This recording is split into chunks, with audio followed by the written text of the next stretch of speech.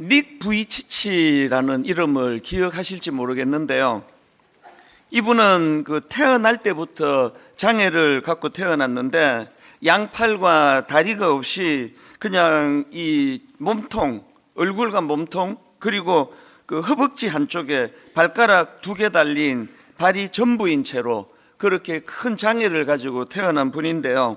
화면으로 제가 사진을 좀 띄워달라고 부탁을 드렸는데요.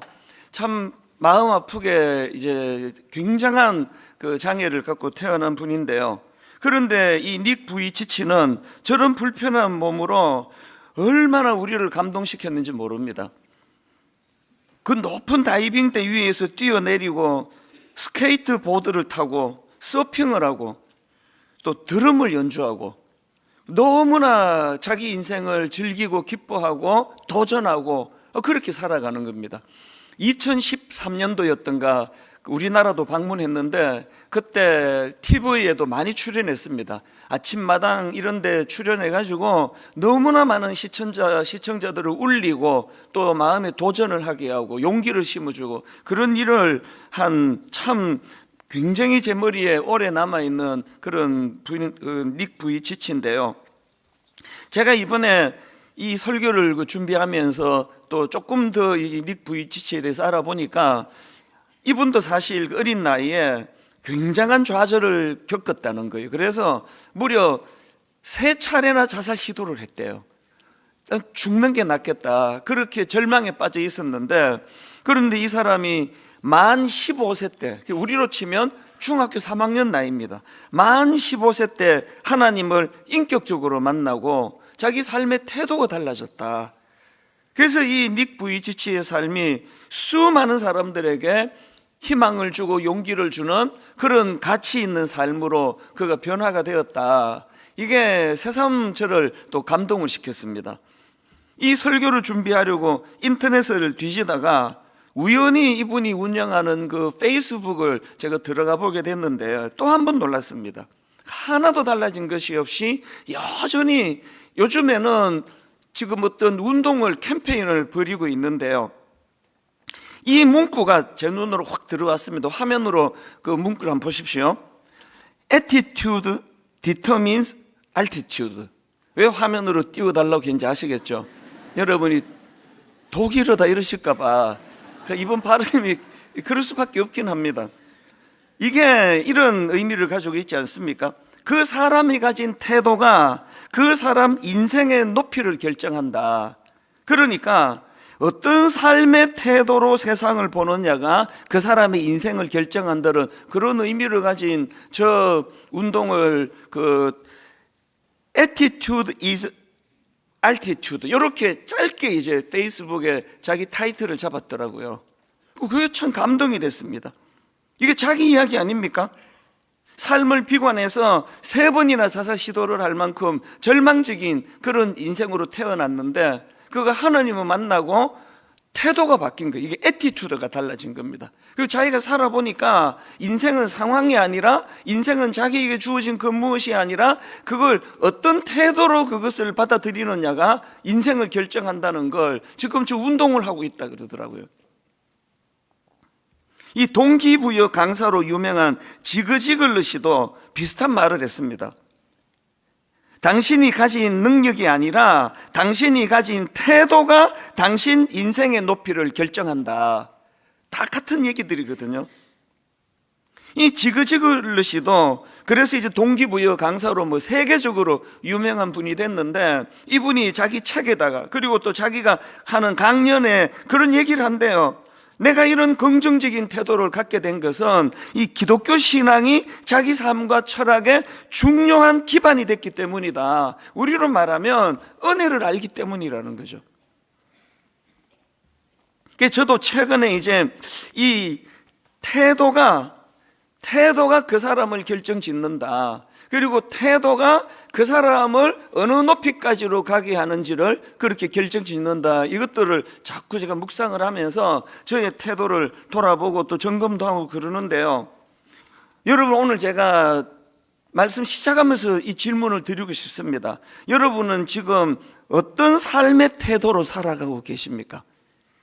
설마 닉 부이치치보다 더 힘든다는 생각을 하는 분 안 계시겠죠? 그분이 그렇게 그 삶의 애티튜드를 긍정적으로, 낙관적으로, 그래서 사람들에게 영향을 주는 삶을 산다면 오늘 나는 너무 힘들어서 그렇게 못합니다라는 분은 아무도 안 계시리라 생각을 합니다.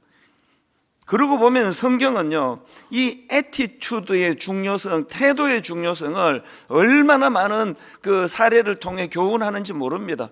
최근에 제가 계속 묵상이 되는 것은요, 너무나 유명한 그 이스라엘 백성들이 홍해를 건너고 이제 가나안을 향해서 목적지를 향해 가는데 그 목적지 가나안이 이제 눈앞에 도달한 겁니다. 그래서 이제 전쟁을 치러야 되니까 그 12명의 정탐꾼을 거기다 보냈더니 똑같은 곳을 보고 왔는데 너무나 다르게 보고하는 거예요.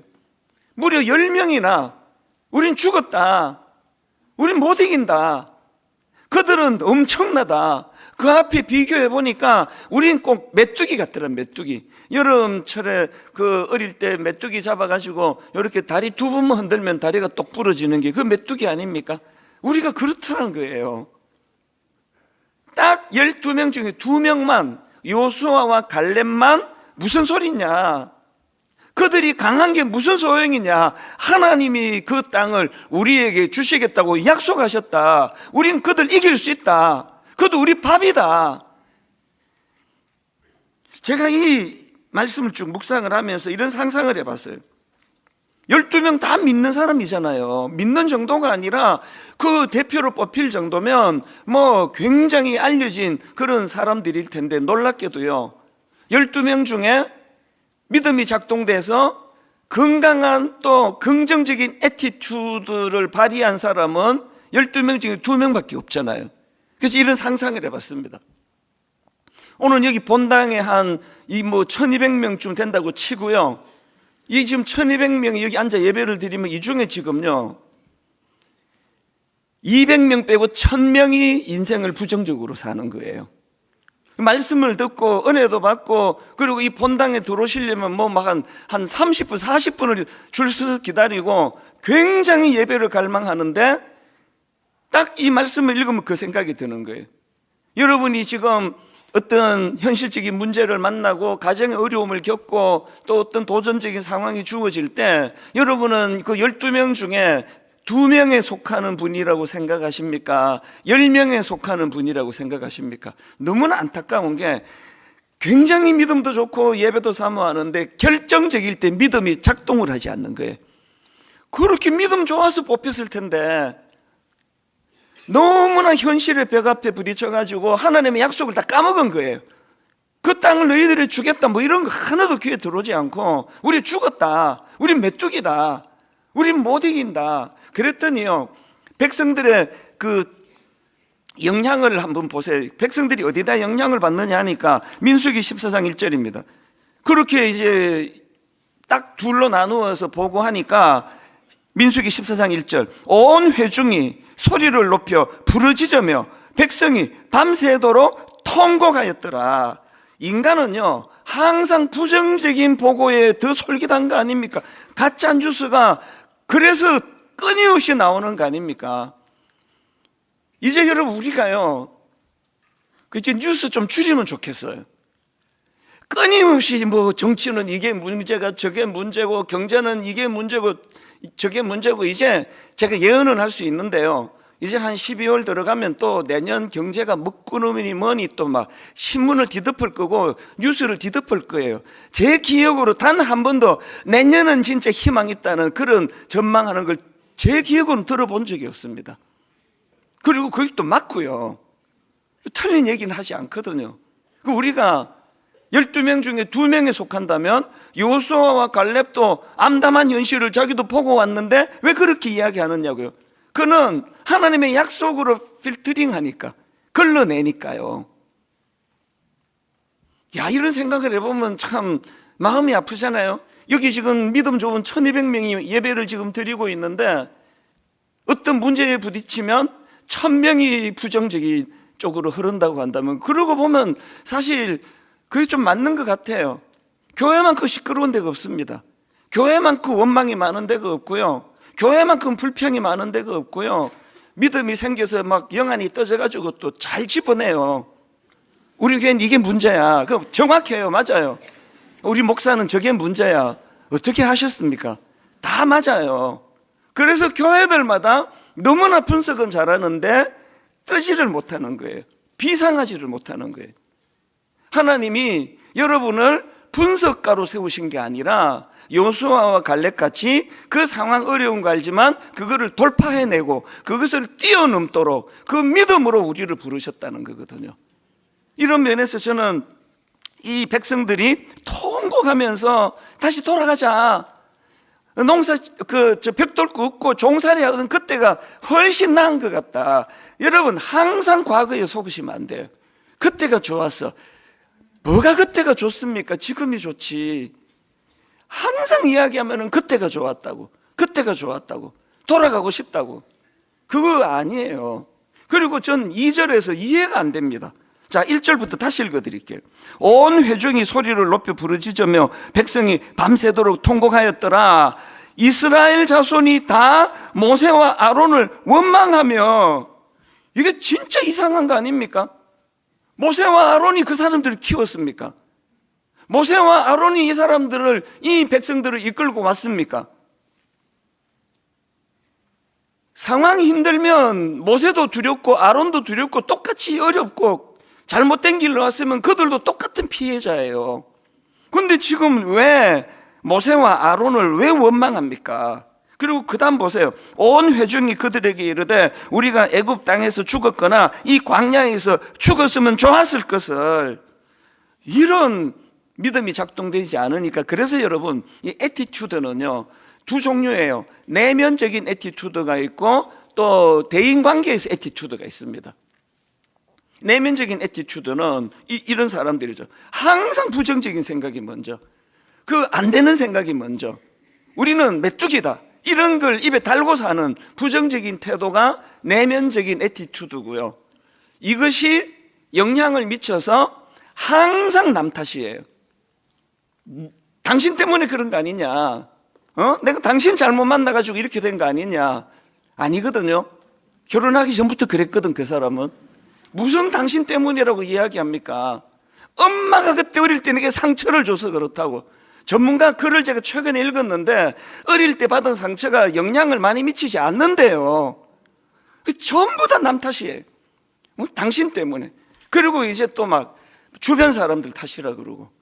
이게 우리가 끊어내야 될 잘못된 애티튜드예요. 닉 부이치치가 자살하고 인생을 끝낼 수 있는 이유를 들라 그러면 100가지도 더 들 거예요. 100가지도. 그러나 음식을 자기 마음대로 먹을 수가 있습니까? 원하는 곳을 갈 수가 있습니까? 그러나 그런 상황 속에서도 그는 건강한 애티튜드를 가지고, 제가 그 아이들이 읽는 그 닉 부이치치 그 위인전 이야기 한 대목을 제가 읽었는데요. 축구를 하다가 발을 다쳤대요. 그러면서 자기 엄마한테 그렇게 말했대요.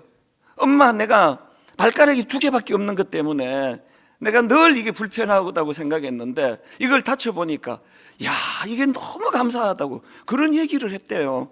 애들용으로 쓴 한 대목을 누가 올려줘서 제가 그걸 보고 참 기가 막히더라고요.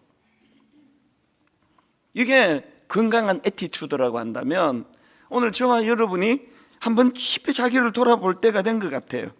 그래서 이제 이 10명이 끊임없이 우리는 안 된다, 우린 메뚜기다, 우린 죽었다 그 소리를 토해내고 사람들이 거기에 영향을 받아가지고 밤새도록 통곡을 하고 막 모세와 아론은 원망하고 하나님 원망하고 우린 차라리 그 종살이 하는 게 좋을 텐데 돌아가자 그러고 그랬더니 그때 하나님이 너무나 중요한 지침 하나를 주시잖아요. 민수기 14장 28절 내 인생을 바꾼 말씀이에요. 그들에게 이르기를 여호와의 말씀에 내 삶을 두고 맹세하노라. 너희 말이 내 귀에 들린 대로 내가 너희에게 행하리니. 너 방금 메뚜기라 그랬니? 네 말이 내게 들린 대로 그렇게 살아라. 너 방금 우린 비록 약하지만 하나님이 약속하신 땅에다 우리 이길 수 있다, 그들을 우리 밥에다 이렇게 말했니? 그렇게 살도록 해줄게. 20대 제가 절망적일 때 그때는 제가 이런 말씀이 있는 걸 전 잘 몰랐거든요. 근데 어느 순간인가 이 말씀이 제게 영향을 미쳤어요. 그래서 하나님 앞에 애티튜드가 뭐냐? 그래서 여러분, 긍정적인 애티튜드를 갖고 있으면, 그래서 아까 그 수많은 사람들이 그 사람의 태도가 그 인생을 결정한다고 그렇게 말하는 건 성경적인 근거가 있는 거거든요. 여러분의 상황이 여러분을 망하게 하는 일은 없습니다. 여러분이 그것을 망하는 것으로 그렇게 받아들이고 그걸 끊임없이 말하기 때문에 그렇게 되어가는 거거든요. 오늘 이런 면에서 이 삶을 대하는 태도, 이 건강한 애티튜드가 내 인생을 결정한다면 꼭 기억해야 될 두 가지가 있는데요. 첫 번째 이겁니다. 하나님을 경험해야 우리 삶을 대하는 태도가 달라진다는 거예요. 제가 3주 전에 그 소개해드린 교수님이요, 8살 때 교통사고를 당해가지고 오른쪽 다리를 절단하고 의족을 착용하게 된 그 가슴 아픈 일을 겪었는데, 이 교수님의 건강한 애티튜드가 뭐죠? 이쪽으로 부정적으로 생각하면 어릴 때 사고 난 그 자리는 내 인생을 망친 저주스러운 그런 골목길이라고, 그런 도로라고 말할 수가 있는데, 어릴 때부터 이 교수님이 너무나 믿겨지지 않도록 예수를 잘 믿어가지고 그 땅은 하나님이 나 살려주신 곳이라고. 그래서 나중에 신학 교수가 되시고 뭐 오래 전도 아니에요. 그 근처로 이사까지 가셨대잖아. 그게 뭔 뜻입니까? 평생을 그 생각을 했다는 거거든요. 이게 건강한 애티튜드. 그래서 이분은요, 얼마나 많은 그 신학생들한테 존경을 받고, 제가 강의를 가끔씩 들어보면은 밝으세요. 참 밝으세요. 교수님이 격식도 안 따지시고. 이게 애티튜드거든요. 제가 오늘 그 추수감사절을 맞이해서 설교 준비를 하면서 시편 100편을 많이 제가 읽고 묵상을 하는데요, 이 시편 100편을 묵상하고 읽다가 보니까 이게 딱 두 파트로 나누어져 있습니다. 전반부와 후반부로 나누어져 있는데 이 전반부와 후반부의 구조가 똑같아요. 자, 한번 보십시오. 먼저 시편 100편 1절 2절입니다. 온 땅이여 여호와께 즐거운 찬송을 부를지어다. 기쁨으로 여호와를 섬기며 노래하면서 그의 앞에 나아갈지어다. 이렇게 기쁨으로 하나님을 찬양할 것을 강조하고는요, 그리고 이제 3절에서 왜 그래야 되는지에 대해서 설명하는 게 나옵니다. 3절입니다. 왜 우리가 기쁨으로 찬양해야 되느냐?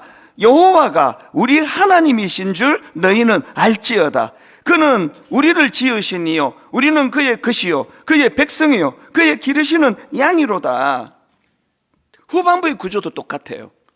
먼저 4절에서 이렇게 권면합니다. 감사함으로 그의 문에 들어가며 찬송함으로 그의 궁중에 들어가서 그에게 감사하며 그의 이름을 송축할지어다. 저는 이 말씀을 묵상 점검해 봤죠. 제가 하루 일과를 마치고 현관문을 열고 들어갈 때 내가 이렇게 하고 있나? 감사함으로 그의 문으로 들어가고 찬송함으로 그의 궁정에 들어가고. 그래서 제가 아침에, 저는 또 목회자가 좋은 게 직장이 교회잖아요. 제가 드림센터를 향해 아침에 들어가면서 내가 이 감사로 들어가고 있나?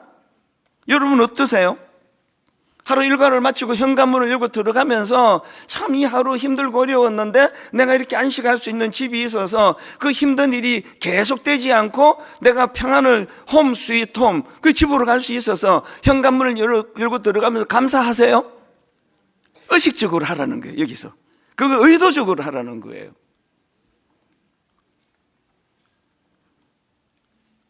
그렇게 4절에서 감사함으로 그의 문에 들어가며 찬송함으로 그의 궁정에 들어가며 그에게 감사하며 그의 이름을 송축할지어다, 그렇게 권면하시고는 왜 그래야만 하는지를 5절에서 설명하십니다. 왜 그래야 되느냐? 여호와는 선하시니 그의 인자하심이 영원하고 그의 성실하심이 대대에 이르리로다. 오늘 막 장사가 잘 돼가지고 막 기분이 좋아가지고 막 매상이 올라가지고 막 현관문 열고 들어가면서 막 소리를 지르면서 감사할 수도 있는데요, 그런데 오늘 여기 보니까 더 근원적인 이유로 여호와가 선하시기 때문에, 저는 목사기 때문에 그런 점은 참 좋은 것 같아요. 저는 매일이 감격이에요. 이 나 같은 거 하나님께서 어떻게 자격도 없는데 십자가 은혜로 목사로 세우시고, 나 같은 거 아직도 내가 쫓겨나지 않고 이렇게 목회할 수 있는 건 제가 선해서가 아니라 허물을 덮어주시는 그분의 선하심 때문이에요. 가끔씩 제가 그런 악몽을 꾸거든요. 막 분쟁이 있는 교회에 이제 두 편으로 나누어서 막 머리 터지게 싸우고 하면서 이제 담임 목사가 설교하러 나오면은 막 끌어내리고 막 이래가지고 저는 막 악몽을 꾸어요. 진짜 아주 가끔씩, 자주는 아닌데. 설교하러 왔는데 막 끌어내리고 이러면 막 얼마나 제가 힘들겠습니까? 아침에 일부 예배 드리면서 제가 너무 기쁘더라고요. 아무도 날 안 끌어내려가지고. 이 보통 일입니까? 이 나오는데 막 자격도 없는 목사가 막 저를 막 끌어내리고 이러면 그럼 제가 뭐 그 설교를 하겠냐고요. 야, 개척한 지 지금 22년이 지났도록 한 번도 그런 일이 없었어요. 갑자기 그랬어야 되는데 이런 생각은 벌써 없으시잖아요. 저는 이게 감사해요. 그리고 매 설교할 때 제가 감사한 게 뭔지 아십니까? 저희 아버지는 목사님이셨는데 말을 더듬으셨어. 새벽 5시부터 정말 설교만을 위해서 말 더듬지 않도록 기도하셔가지고 11시 예배까지 기도를 하셔야 마음이 평안해져야 말을 덜 더듬으시는데, 저는 오늘 새벽에도 설교 다듬느라고 뭐 기도 그렇게 많이 안 했거든요. 근데 지금 제가 말을 안 더듬잖아요. 이게 얼마나 감사한지 몰라요. 순간순간 감사해요. 여러분 제가 오늘도 성도들을 다 뒤집어 놓는 설교를 해달라 그런 기도 해본 적이 없습니다. 그것 때문에 감사하지도 않아요. 지금 우리 아버지가 인생을 걸고 이 말 더듬으시는 설교 하지 않도록 거기다가 목숨을 거셨는데, 저는 지금 말도 안 더듬고 설교하잖아요. 설교를 끝나고 내려갈 때 이게 기쁨을 줄 때가 있어요. 뭘 더 바라겠냐고요, 제가. 오늘 여러분이 일상생활 가운데 현관문을 열고 들어갈 때 참 감사를 하는 것도 중요하지만 그 내용이 더 중요해요. 조건적인 거. 월급이 올라서, 오늘 기분 좋은 일이 있어서, 오늘 내가 매상이 올라서, 우리 아들이 오늘 그 점수 잘 받아와서. 그런데 그 조건 없이 하나님의 선하심 때문에 내가 오늘도 참 이 가정이 유지되고 있는 거구나. 하나님의 선하심 때문에 내가 쫓겨나지도 않고 끌어내리는 사람도 없고 이렇게 제가 목표를 하고 있는 거구나. 그 감사로 살아간다고 하면은요, 우리 삶의 기쁨이 얼마나 배가가 되겠습니까? 성경이 그걸 우리에게 권하고 있다는 거예요. 근데 여기서 한 가지요. 자, 시편 100편 1절 2절을 보십시오. 온 땅이여 여호와께 즐거운 찬송을 부를지어다. 기쁨으로 여호와를 섬기며 노래하면서 그의 앞에 나아갈지어다. 그리고 그 일이 가능하도록 3절입니다. 여호와가 우리 하나님이신 줄 너희는 알지어다 그랬어요. 이게 우리가 기뻐하고 감사할 수 있는 조건이에요. 언제 우리가 그분을 기뻐하며 찬양한다고요? 여호와가 우리 하나님이신 줄 너희는 알지어다. 근데 여기 나와 있는 알지어다, 이게 히브리어로 야다예요. 야다, 안다. 이 야다는요, 제가 지금 여러분에게 설명을 해드리고 여러분이 알게 된 거, 이것도 야다지만, 그러나 야다의 뜻은 그것으로 끝나지 않아요. 이론적으로 아는, 이 지식적으로 아는 것만이 아니라 체험적으로 아는 거, 이게 야다예요. 하나님을 어릴 때부터 모태신앙이라 가지고 설교 많이 들어서 아는 거 하고요, 철이 들어가면서 하나님이 내 삶에 개입해 주시는 거죠. 은혜를 내가 아는 거죠. 이 알아가는 거, 이게 야다예요. 누가 하나님을 찬양할 수 있다고요? 하나님을 야다하는 자예요. 부부는요, 그 신혼 때는 그거 좋아가지고 맨날 전화하고 또 10분 뒤에 또 전화하고 그거 우리는 안 해봤습니까? 그게 피곤해요. 그거 어디 가면 또 전화하고 또 막 보고 싶고 이러는데요, 저희처럼 한 30몇 년 살면 너무 좋아요. 안 보고 싶어요. 불편 안 해요. 미국에 코스타 집회 같은데 2주 있을 동안에 전화를 한 번도 안 한 적도 있어요. 또 그쪽도 기다리지도 않아요. 왜 자꾸 전화하느냐고 그렇게 라고 말한 적은 없어도 그냥 그렇게 반갑게 받지는 않아요. 그런데요, 우리 집에서 노래를 불러요. 신혼 때보다 지금이 더 좋다고. 정말 저는 신혼 때보다 지금이 더 좋아요. 30몇 년 동안 제가 제 아내를 야다, 아무도 모르는 저만이 아는 그런 지식이 쌓여가니까 그리고 너무 친밀감이 생기니까 이제는 제가 가을에 이제 두꺼운 옷을 꺼내 입으면서 낡은 옷을 제가 오랜만에 꺼내 입으면서 그런 생각이 들더라고요. 부부는 이런 거다. 화려하고 비싼 새 옷은 아니지만 너무 익숙해서 좋은 거예요. 몸에 너무 익숙한 거예요. 비싼 신발 샀다고 좋아하는데요, 그 새신 신고 가면 뒤축 까지고 데일밴드 붙이고 그 낡은 이 신발을 신으면 하나도 그런 게 없어요. 전부 내 발에 맞도록 딱 맞추어져서 저는 새 신발을 사놓고요, 심지어 새 신발을 선물 받아놓고 어떨 때 6개월씩 안 신어요. 낡은 신이 좋아가지고. 이게 야다예요. 여러분, 모태신앙은요, 금방 우린 기존 신자 등록을 안 받기 때문에 막 초신자들의 뜨거운 모습을 우리 자주 봐요. 막 가슴이 터질 것 같고 눈물을 막 펑펑 쏟고, 그러면 모든 오래된 이 묵은 신자들, 묵은 닭들은 다 이렇게 생각해요. 나도 저런 때가 있었지. 저거 오래 가나? 또 나처럼 될 텐데? 이러면서 옆에를 보지만, 그러나 그 묵은 신자, 그 묵은 닭들이 좋은 점이 있는데 절대로 변화가 없어요. 그 사람은 한결같이 와서 좋는데 한결같이 그 자리에 앉아 계세요. 이 보통 일입니까? 이게 축복합니다. 계속 조세도 괜찮아요. 변함이 없거든요. 그건 하나님과의 인티머시예요. 굉장히 하나님이 잘 맞는 옷처럼 그분이 내 삶에 자리 잡고 있기 때문에. 그리고 초신자들은 좀 시험도 자주 받고 흔들리는데요, 우리 같은 모태신앙 어떤 경우라도 흔들리는, 저는 지금까지 태어나서 하나님 안 믿어 말은 많이 했는데 진짜로 안 믿은 적이 한 번도 없어요. 교회를 떠난 적이 한 번도 없습니다. 한 주 있었는데요, 그때 고3 때 내가 이제 교회 안 갈 거야. 그리고 한 주, 그때만 말고 또 미국 가서 또 있었네요. 예. 근데 한 주를 넘긴 적이 없어요. 야다예요, 야다. 여러분, 누가 집으로 들어가면서 기뻐하고 집에서 나오면서 찬양하고 교회로 가면서 찬양하고 온 땅이여 여호와께 즐거운 찬송을 드릴지어다, 누가 그렇게 할 수 있다고? 3절에 여호와가 우리 하나님이신 줄 너희는 야다할지어다. 아는데 경험으로, 체험으로 알지어다예요. 분당 우리 교회 이제 내년에 대학부 청년부 막 살아나는 거 저는 벌써 지금 확신하고 있습니다. 꿈이 더 커졌어요. 내년에 3040, 30대 40대를 살리는 일이 일어날 겁니다. 그래서 막 별의별 국리를 다 해요. 그 30대 때 신혼부부 때 첫 아기, 그 막 굉장히 어려운 때거든요. 아기 때문에 예배를 제대로 드릴 수가 있습니까? 그래서 막 별 생각을 다 해요. 이 교회에 주일날 타가방을 좀 운영해가지고 우리 30대 40대 젊은 아기를 키우는 부부들이 저 아기를 맡기고 마음껏 예배를 드리게 할 수는 없나? 한다는 거 아닙니다. 할 수는 없나?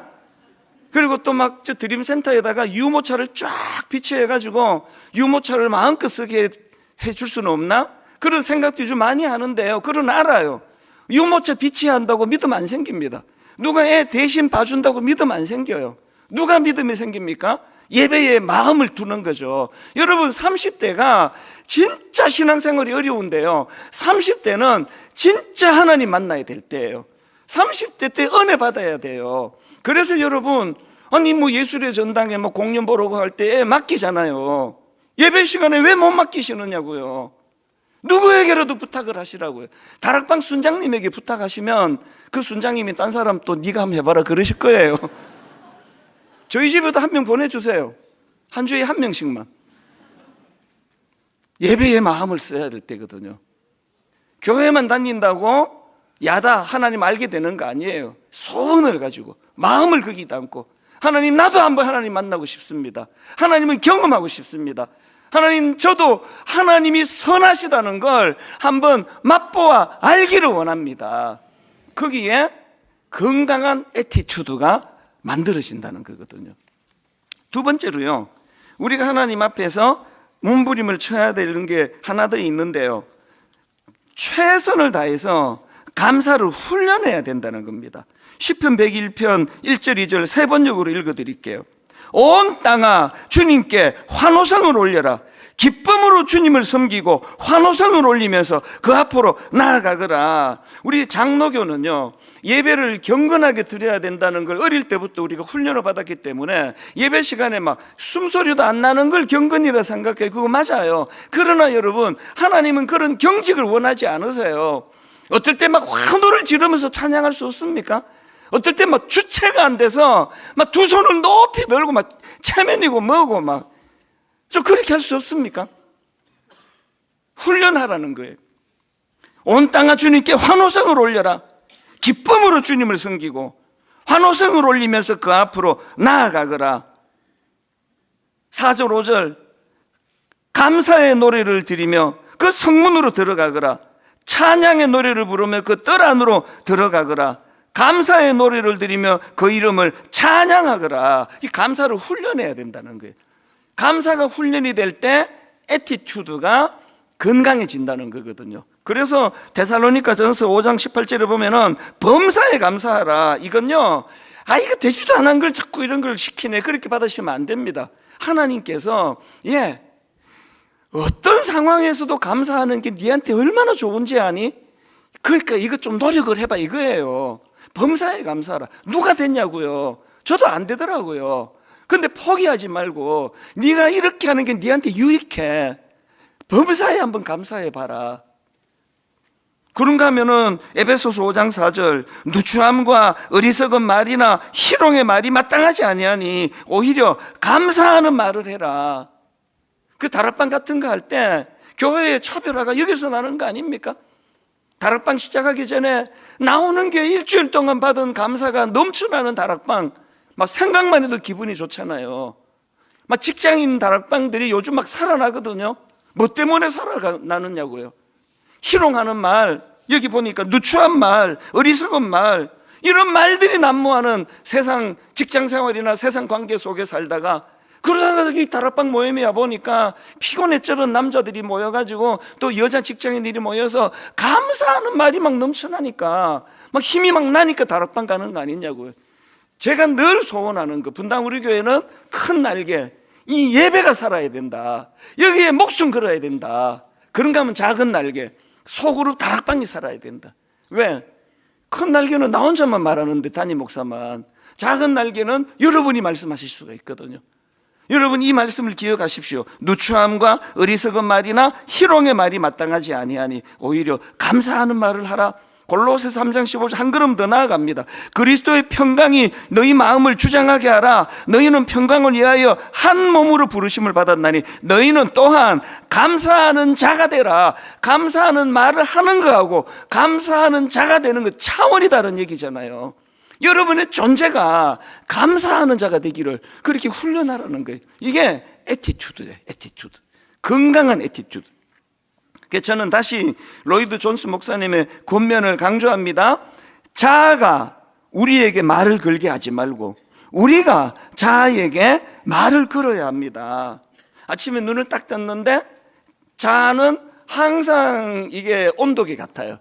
그 상황을 보고 정확하게 말해줘요. 영하 15도. 아이고, 이 하루를 또 어떻게 내가 지나지? 그게 자아예요. 그런데 로이드 존스 목사님이 권면하시기를 자아가 우리에게 말을 걸게 하지 말고 우리가 자아에게 말을 거는 거죠. 아이고, 메뚜기 같은 내 인생. 적들을 보니까 뭐 거인들이고 막 무기가 대단하고 그 자아가 하는 얘기예요. 열정당군. 자아가 하는 말을 전한 거예요. 여호수아와 갈렙. 그 누가 뭐 어려운 거 모르냐? 근데 그 땅을 하나님이 주시겠다고 약속을 했는데 어떡하냐? 자아에게 말을 거는 거죠. 자아를 설득하는 거죠. 여러분 마음이 어둡고 어려울 때마다 내 영혼아, 네가 어찌하여 낙심하며 어찌하여 내 속에서 불안해하는가? 너는 하나님께 소망을 두라. 그 하나님이 이렇게 표현합니다. 내 얼굴에 화색을 주시는 내 하나님, 내 얼굴에 화색을 주시는 내 하나님을 내가 여전히 찬송하리로다. 출근하기 전에 이 기쁨으로 그렇게 하루를 시작하는 그 사람이 그 하루가 그렇게 우울할까요? 제가 왜 새벽에 목숨 걸고 이런 시간에 일어나느냐고요. 그게 저를 살려주거든요. 새벽에 제가 이 은혜를 받아야 그래야 제가 목회를 할 수 있거든요.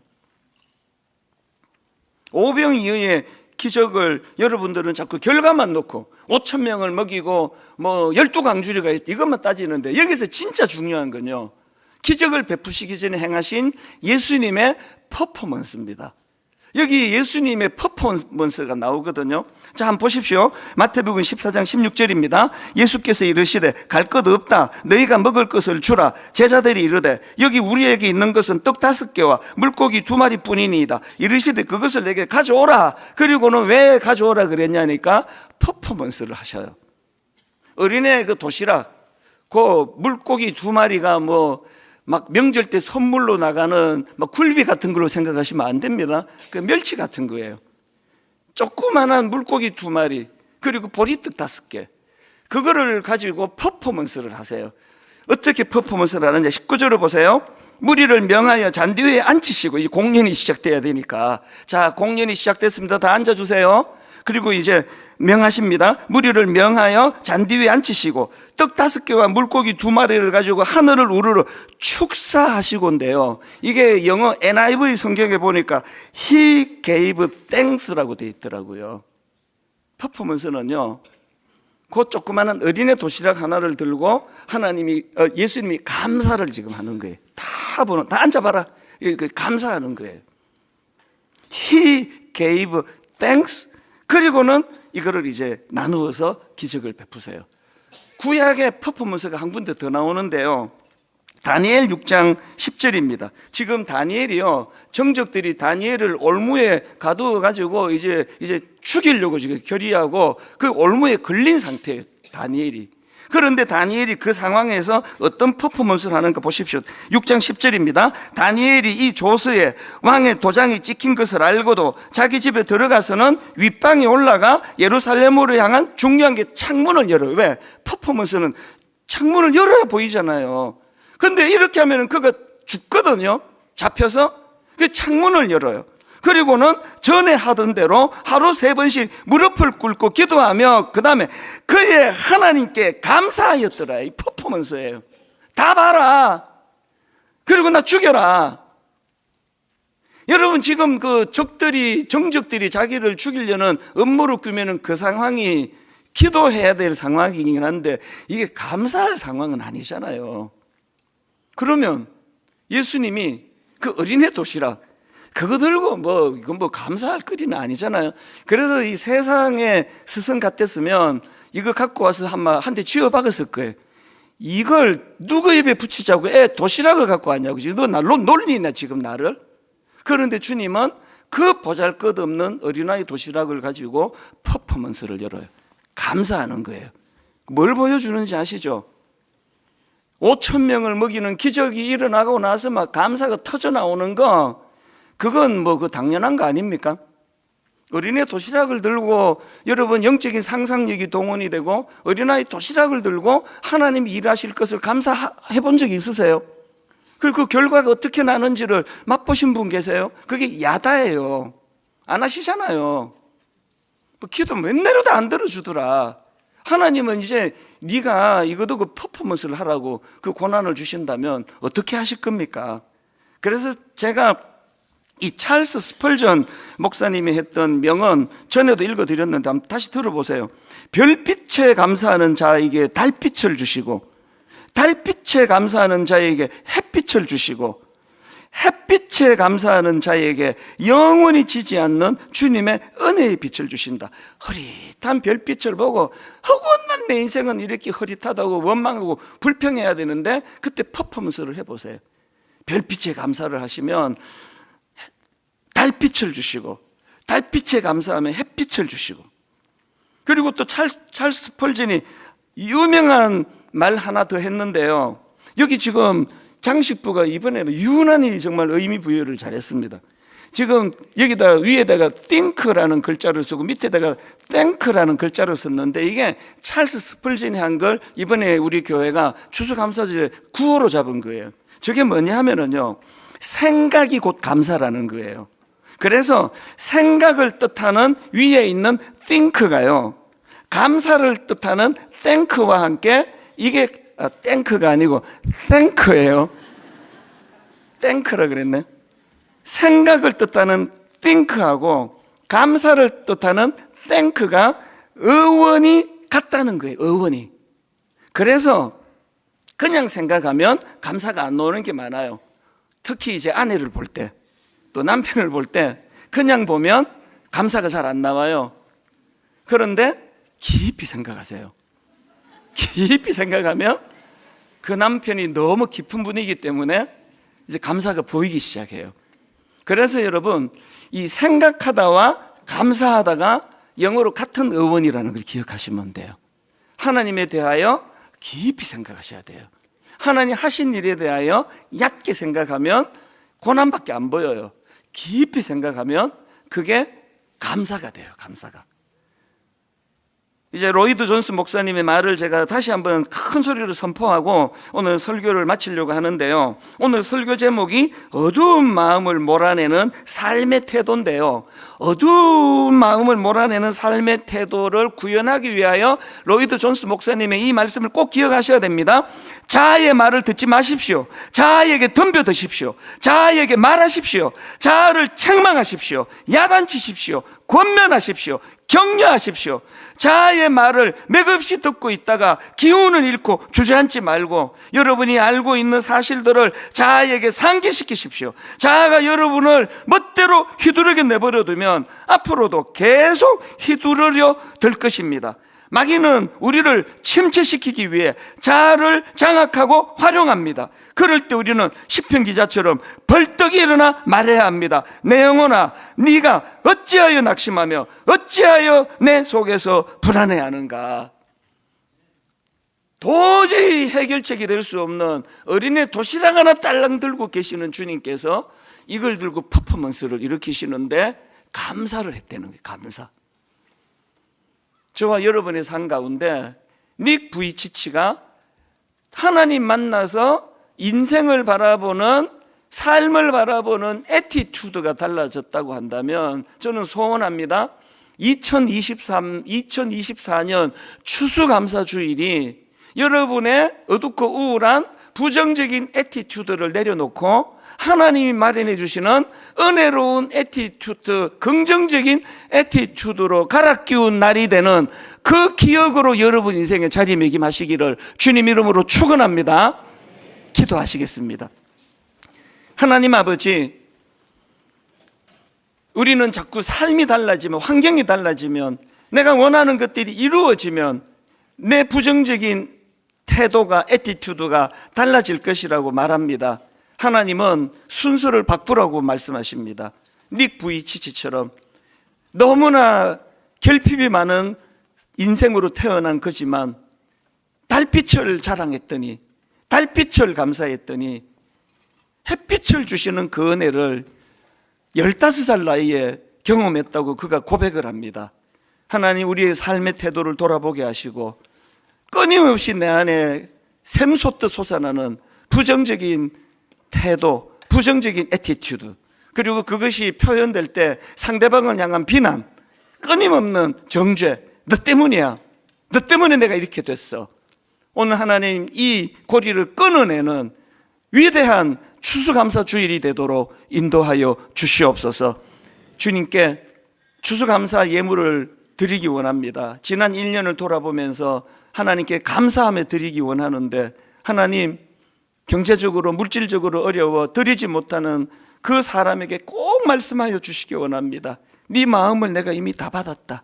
그것이 가장 큰 그런 하나님께 드려지는 것이라고 그렇게 말씀하여 주시고, 드려진 헌금이 이제 이것이 흘러 꼭 필요한 우리 주변의 어려운 이웃들과 주변 사람들에게, 지친 이들에게 이것이 쓰여지도록 하나님 인도하여 주시옵소서. 감사드리옵고 예수님 이름으로 기도드립니다. 아멘. 오늘 추수감사 헌금을 드릴 때 특별 찬양이 있습니다. 아까도 제가 얼마나 은혜를 받은지 모릅니다. 해금의 김여원 자매님, 첼로의 오혜랑 자매님,